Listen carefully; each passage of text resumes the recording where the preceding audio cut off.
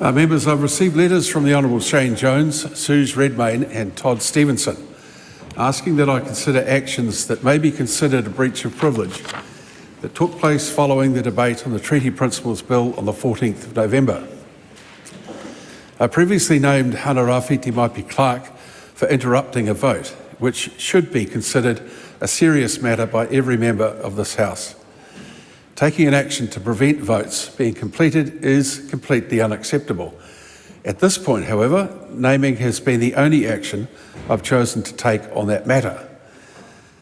The letters I've received name a number of members who participated in a haka in the House, and in particular 4 members who left their seats to stand on the floor of the House, with 3 of those members advancing towards the seats of another party. That is disorderly and cannot be considered anything other than disorderly. I do not make any ruling in this decision about the appropriateness of haka and its place inside the tikanga of this House. That is a matter for the Standing Orders Committee and will be discussed at a meeting later today. However, the issues of members leaving their seats to participate in an activity that was disorderly and disruptive to the procedure of the House is something that should be considered further. The House may treat as a contempt an act, or any act, which obstructs or impedes the House in the performance of its functions. Standing Order 418 lists examples of contempts, which include threatening or intimidating a member in the discharge of their duties and threatening or disadvantaging a member on account of their conduct in the House. It is my decision, therefore, that this is a matter the Privilege Committee should consider, and I have determined that the actions of the Honourable Pene Hanare, Debbie Nauri Wapaka, Rawiri Waititi and WhangāreiTim Clark in participating in a disruptive activity on the floor of the House on the 14th of November gave rise to a question of privilege which stands referred to the Privileges Committee. I call a point of order the Honourable Kira McAnulty.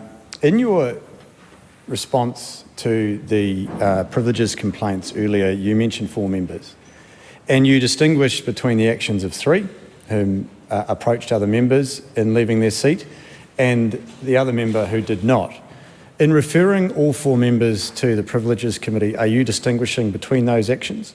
That's not for me to distinguish, that's for the Privileges Committee to determine.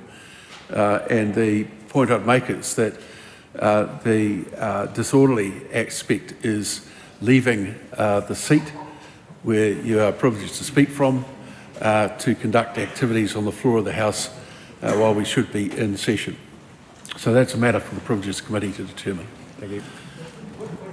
A point of order, the Right Honourable Chris Hipkins. My understanding is that there were a number of MPs who participated in the haka who did not leave their seats.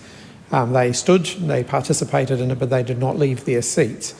How have you determined which members have been referred to the Privileges Committee and which haven't? Well, as I've just said, I think the action of leaving your seat to move on to the floor of the House to conduct an activity that I certainly considered to have been disruptive is quite a different matter. I've also said that the issue of haka, which is not disallowed currently, but the circumstances in which it may be allowed as part of the tikanga of the House as opposed to the celebration that it normally is, or has been up to this point, is also a matter for the Privileges Committee. For the Standing Orders Committee.